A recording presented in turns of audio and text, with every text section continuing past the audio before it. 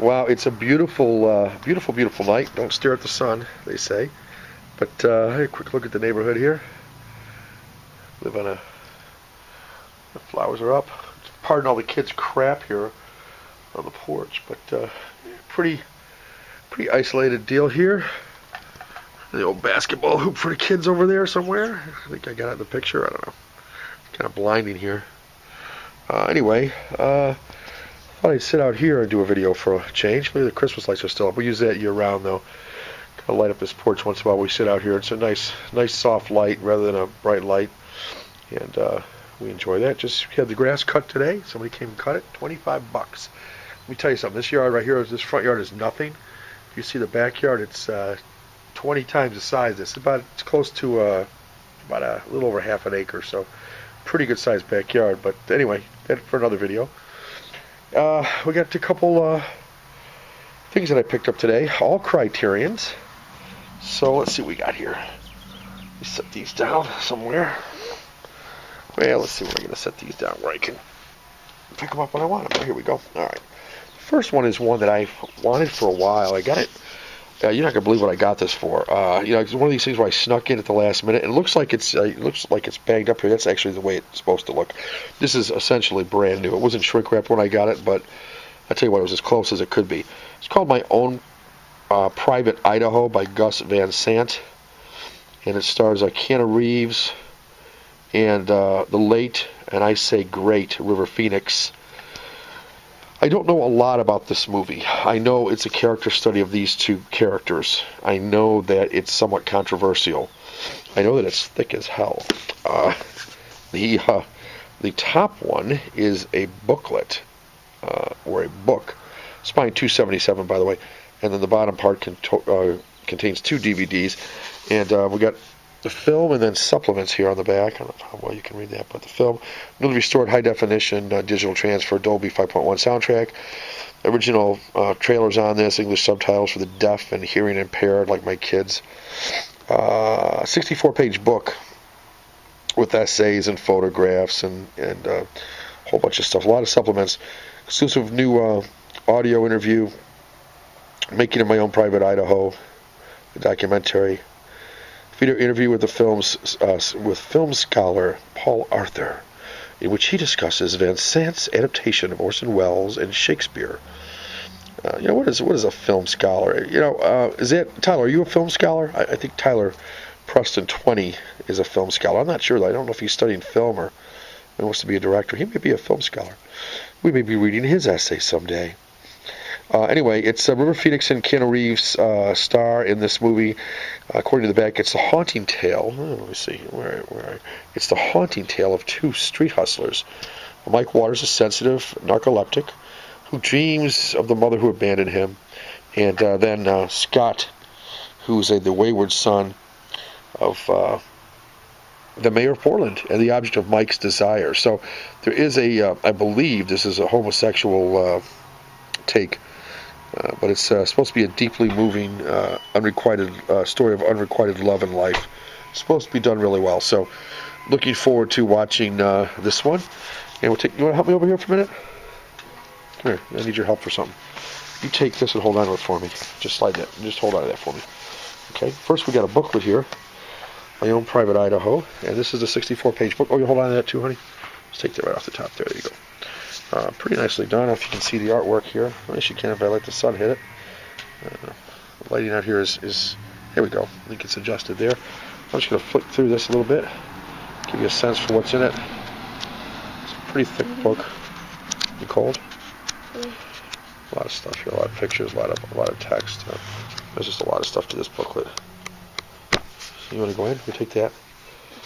Hold on to all of it. Just hold on to one part. Just don't squeeze it together. And then this is more of a digipack. You want in? We'll come back with it. Where are you going with it? Hold on. I know you're cold. Hold on a second. You came out here. Disc 1. Disc 2. All right, hold on. All right, my helper became too cold to help me anymore. All right, helper, I'll see you later. Go on inside. It is a little chilly out here. All right, you're going to get a sweatshirt? All right, very good. Well, my helper's going to get a sweatshirt, but I don't need her help for any of the rest of them. This is the only one I need her help for, so her help will no longer be needed, which means she'll be antsy.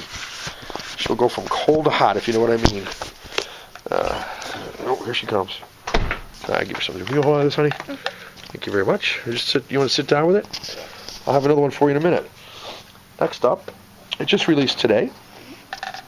The Blu-ray. Really was looking forward to this one. Why did we come out here? I'm inside. Oh, you're coming out. That was the other one. Anyway, A Night to Remember Blu-ray Special Edition. This is directed by Roy Ward Baker. It's Criterion Collection number 7.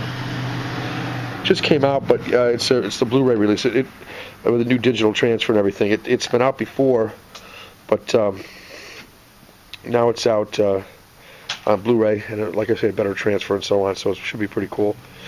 Don't kill yourself. You go down the street on that, or where are you going to go? It's right there. All right, that's fine. That's what I did too. All right, let's see what we got here. So I can get this out of the light somewhere. There we go. 123 minutes. This is a long movie, black and white, mono, 1.66 to 1 aspect ratio. This is a Blu-ray edition, and this is the story of. This is the good story. It's a sad story, but it's the better story of the sinking of the Titanic. I saw this years ago. It's from 1958, but I saw it years ago when I was a kid on TV and loved it. It was just, unbelievable that this ship could sink, and I think everybody thought that at the time. And of course, there's a bunch of rich people on this boat, so I don't know how sorry you could feel for a bunch of rich people, but they are people. And even though they were a little snobby, it was about $5,000 for a ticket back then, and that was pretty expensive. A lot of people lost their lives, and it was a tragedy. About 1,500 people out of the 2,200 died. So, as it says here on the back. And it's just is really great the way this is made. I have seen this movie. I haven't seen this edition. I'll be sure to comment on at some point on the Blu-ray quality of this and the picture quality of this. But a lot of extras on this, audio commentary, a making of, some interviews with actual survivors, some talk about how it sank. And basically the story of the Titanic, I think everybody knows. The ship, well, maybe not. The ship was trying to make a record transatlantic trip, or he wanted to do it in about 6 hours.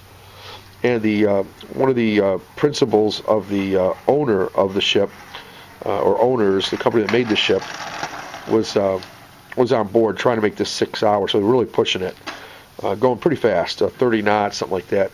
And they knew that there were icebergs in the water. It was unseasonable.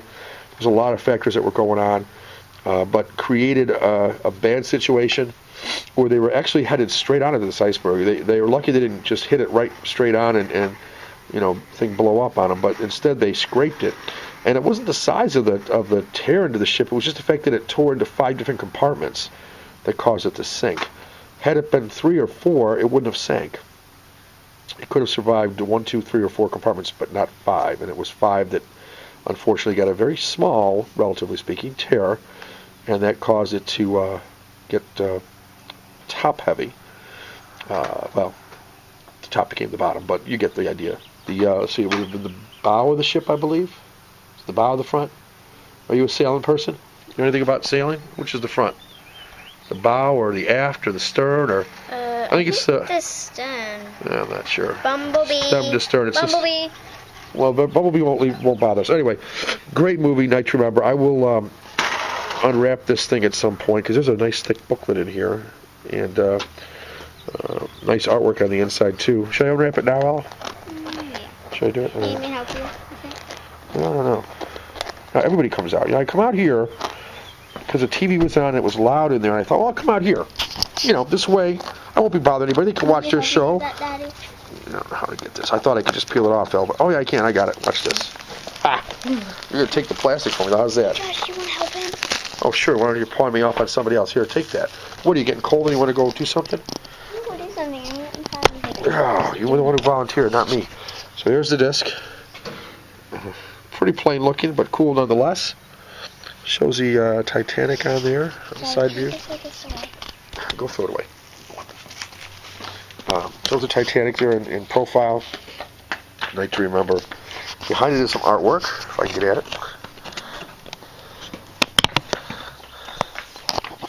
Oh yeah, shows some people playing instruments here. Yeah, there's some people playing instruments there on the back, on the inside, I mean.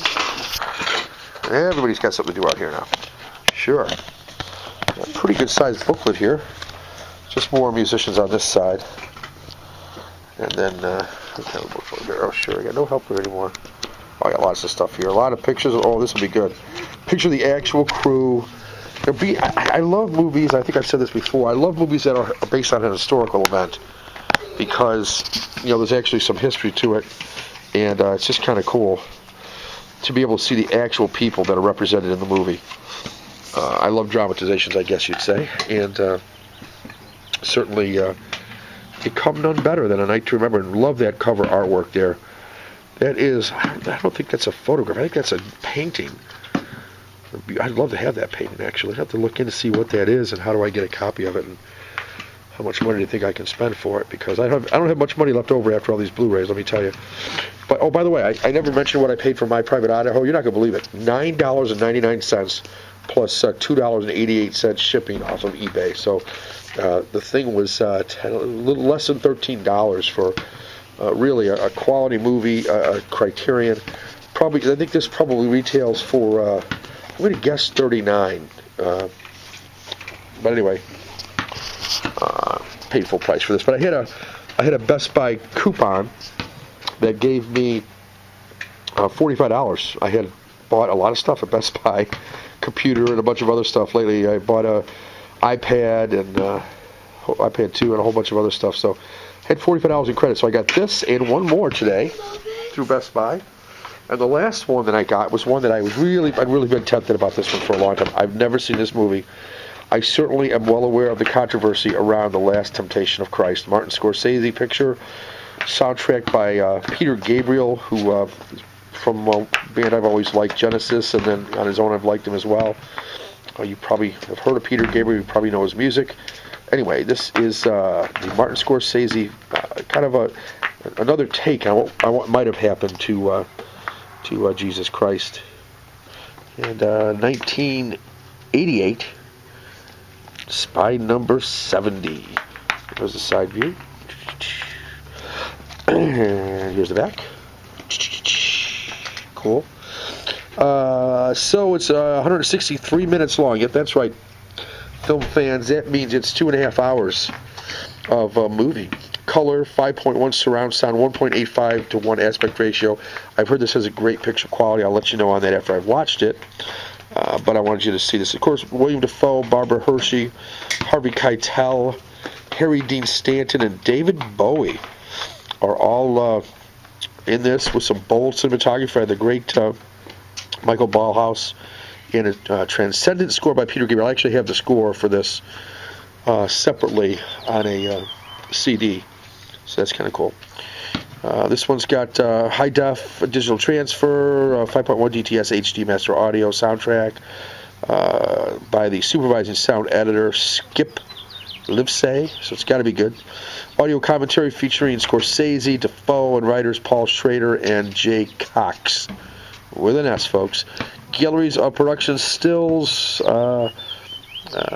research materials, location, production footage shot by Scorsese, interview with Peter Gabriel, the stills gallery of traditional instruments used in the score, and then a film essay by David Ehrenstein, or perhaps it's Ehrenstein. He's a film critic, which I guess I am too. We're all film critics, aren't we, folks? We just don't. The only difference is he gets paid for it. You know what a critic is? Somebody who has an opinion who some people agree with, or whose opinion is interesting enough, or even if you disagree with it, you still want to see what he has to say. Kind of like the old, who listens to Howard Stern? The people who like him listen to him, and the people who hate him listen to him. It might be that kind of thing with a film critic too. So this is Blu-ray. It's been out on DVD before, which is why its spy number is 70. This is a reissue, kind of like A Night to Remember was, and now they've lost all my helpers. I'm trying to do this with my teeth, folks. I have no knives. I came outside, ill-prepared. Well, maybe I'll unwrap this another time because you know what? I can't get it. So I'm going to end it here. I'll unwrap it another time. I want to do a review of this one anyway because I'm interested to see it. I know the plot. It's what would happen if Christ took a little bit different path, or maybe it is the path he took. maybe the Bible didn't have it right. But very controversial when it came out, but I can tell you in later years, many film critics, film scholars, film whatever, people who write film essays have commented that perhaps it's a loving tribute. Scorsese, I believe, is a Catholic. And, the Catholics are, as diehard as anybody when it comes to their religion. And I believe it's kind of a love letter or a love tribute from Scorsese to his religion. So far from being, I'll read what it says. The Last Temptation of Christ by Scorsese is a towering achievement. I'll let you look at something more interesting than this when I'm reading this. There you go. You can watch some kids play basketball. I happen to be related to them. It's a towering achievement, though it initially engendered enormous controversy. The film can now be seen as a remarkable, profoundly personal work of faith that it is. It's a 15-year labor of love, an adaptation of the landmark novel that imagines an alternate fate for Jesus Christ, featuring outstanding performances. So, really looking forward to this, guys. The Last Temptation of Christ. And I'll shoot a couple hoops, I think, and then I'm going to pop one of these on. I'm also waiting on some food to be delivered, so hopefully anytime the sun's going down, it's going to get cooler. And I'm going to go in pretty soon, because if I don't start shooting hoops, it's going to be... Okay. All right, guys. So just to wrap it up, The Last Temptation of Christ, which I didn't get a chance to unwrap. I didn't have a helper. A Night to Remember, which I did unwrap. And my own Private Idaho, which I picked up for like $13, which was already unwrapped, but is pretty much like new. And that's it. So looking forward to these. There's the outside of my Private Idaho, by the way. Looking forward to watching all these. Criterion, I've been going Criterion crazy lately, but I find that these movies hold their value. They are Criterion picks them for a reason. They're classic films. They're films that 30 years from now people will still want to see, as opposed to some of the other ones I bought that good for today, but who knows tomorrow. Anyway, that's it, guys. Take care.